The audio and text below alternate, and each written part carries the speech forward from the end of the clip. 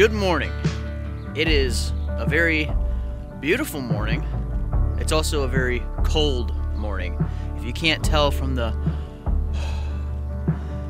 insane amount of steam coming out of my mouth, it's so cold that it's just evaporating so fast. How cold is it?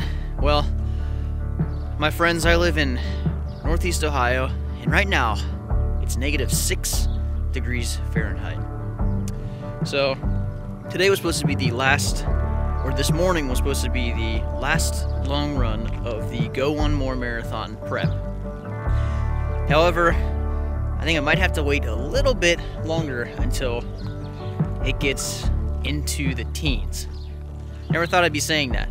Have to wait until it gets the temperature gets into the teens to run. But the plan was to run anywhere between 10 and 13 miles today, about an hour and a half-ish to an hour and 40 minutes, hour 45.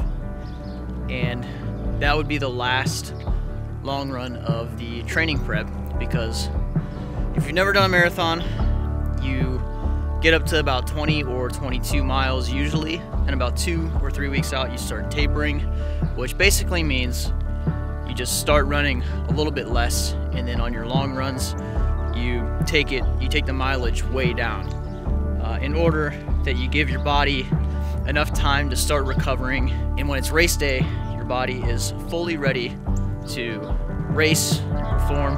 Anyway, I'm wearing shorts right now and no gloves, obviously, so I'm gonna head back inside because it is freezing.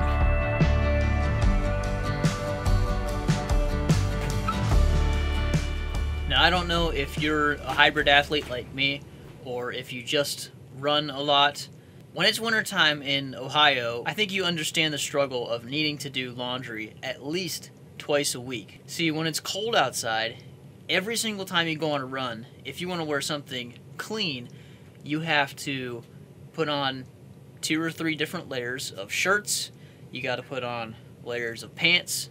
You might have to put on 2 layers of socks.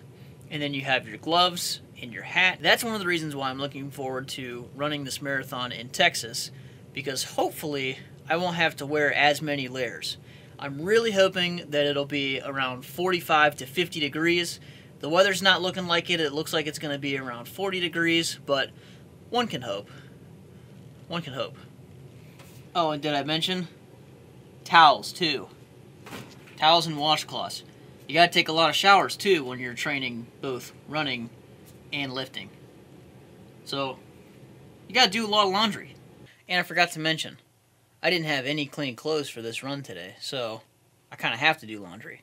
Most of you probably already know this drill, but for those of you who are new to the channel, or maybe it's your first time watching any of my videos, I'll walk you through the Strong Stack cocktail that I take every single day to boost my health. To start off, we have 1 scoop of strong greens for improved gut health and overall energy. Then we have 1 scoop of strong reds for increased blood flow and other antioxidants and stuff. Then we have 1 capsule of strong joints for improved joint support and joint health. One hack that I do, because I don't like taking a bunch of capsules in the morning, is I give it a little twist and dump in the contents into the cocktail. And then finally, I have 3 vitamin D3 capsules, because in the north, we don't get very much sunlight during the wintertime, and it's important to get our vitamin D. Shake it up and throw it back. That's how we drink the Strong Stack. Alright, this is an ideal. It's currently about 8:15, and the temperature warmed up to a blistering 27 degrees Fahrenheit. So that's actually pretty comfortable for running in the wintertime. But one thing I wanted to mention is that I got a new heart rate monitor. I have the worst luck with heart rate monitors. The 2 heart rate monitors I got, and this is probably because I bought refurbished ones. First one that I had completely died on me, even though I changed the battery. And the second one, the same thing kind of happened. either that or, like I said in the previous video, I didn't manually connect it the first time I used it, and the entire time it was just reading off my wrist heart rate monitor. So whatever I was getting was probably just from the watch and not from the actual band.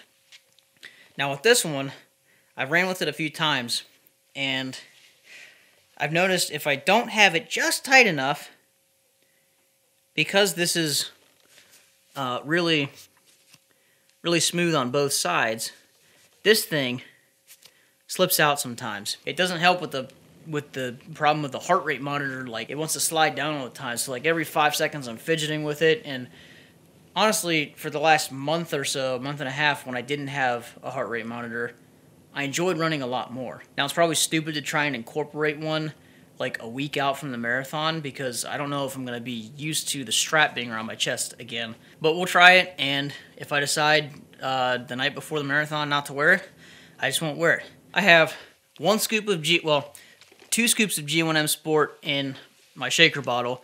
There was about 16 ounces of water, and dumped half of that in here, and then the other half is still in the shaker bottle. I'm going to fill up after mile like 6. I think I'll do 2 6-mile loops, or maybe a 6-mile loop and a 4 or 5-mile loop.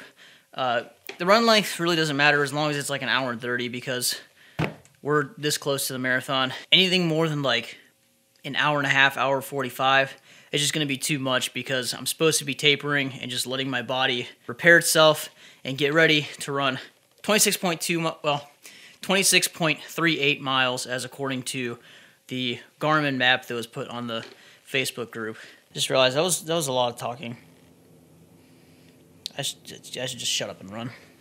Actually did 8 miles, because I was starting to feel good around mile 6.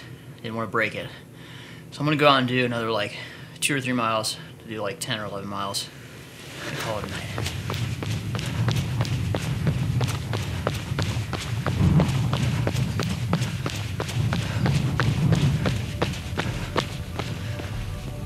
Run is complete. We finished in a total time of 1 hour, 38 minutes, and 12 seconds at an average pace of 8:55. I was feeling not so great at the beginning, and it's been that way for the last like 4 or 5 runs. I just need to get to like mile 5, and then my body just remembers how to run. And it's kind of discouraging and kind of worrying when we're about a week out, or exactly a week out from the marathon. But with some rolling and stretching and just some perfect, or as close as perfect as I can get, nutrition plan, and just trying to keep my body in check, we'll get there. We will get there.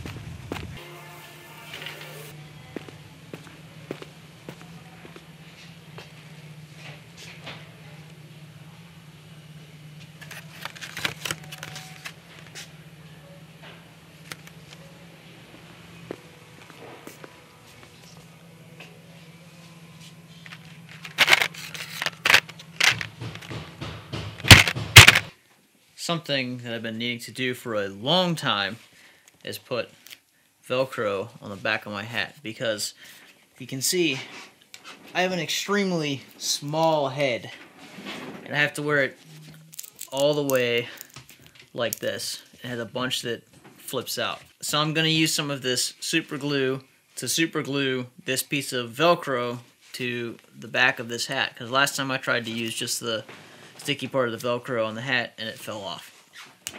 So that's one of the last minute prep things I have to do for this race. We decided to put some more of the soft Velcro over this because it's worn down so much it's basically useless. So we got brand new loops on this side and brand new hooks on this side, so the hat's basically good as new. And the only thing we have left to do now is pack. Any last words before I leave forever?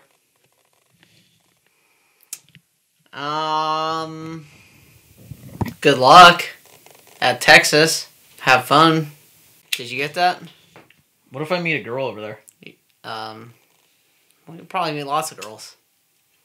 You know what I mean? I think you're going to have fun at Texas, and when you get home, you're probably going to be tired and exhausted, but glad to be home for one reason or another. But what if I find a girl? If you find a girl... So everything is laid out and ready to be packed in this sick pink suitcase. And the reason why I'm using this suitcase is it's my aunt's suitcase.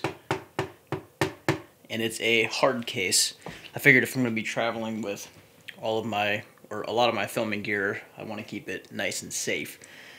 So I guess I'll just walk you through what I'm taking to Texas.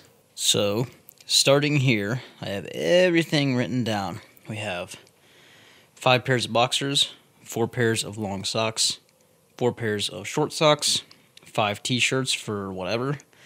We have 2 pairs of running shorts, 2 pairs of regular shorts, 2 pairs of like leggings, because it's going to be like 40 to 45 degrees every time I run, so might use them, might not. I have my running pants and a pullover, and then I have 3 long sleeve shirts to use while I'm running. Also, of course, my Go One More hat, my shoes for the marathon, which I'll talk about in the next video, heart rate monitor, 3 pairs of socks, gloves, and then for the nighttime and time out on the town in Austin, Texas, I have outfit 1, which is my jean shirt, my khaki pants, and then I have a pair of nicely fitting jeans, a white short sleeve seersucker shirt, and then a long green drop cut shirt with a pocket on it that I got actually from Walmart. It looks really nice. My boots, a hoodie there that I'm going to be wearing, and then of course my hat. And then down here I have all my filming gear, or a lot of my filming gear. So obviously the camera is here. I'm going to be sporting the R6 24-70 and the Rode VideoMic NTG vlog setup as always. I have 1 tripod, 6 batteries including the one that's inside my camera now. I've got to do a little bit of work while I'm there. Got to do some editing for Wedditor. So I have my Wedditor solid state drive there with the projects on it. I have my drive here for all the footage I'm going to be getting while I'm down in Texas. Then I have card reader, some headphones for the plane, and then chargers and stuff. I have my drone, batteries, and all the stuff for that. I have the GoPro for the race, for the handle. I have a Tascam lav mic for if I want to do interviews or anything while we're at the pop-up shop and get together at BPN HQ. Now obviously everything with batteries is going to have to go on my carry-on, and my carry-on is my camera backpack that has enough room for stuff in the back but not enough room for actually carrying anything else, which really sucks. So I'm going to have to limit what I'm carrying with me. So that's all the stuff that's going to be going inside that suitcase. So the only thing to do now is to pack it all up and see if we're under 50 pounds.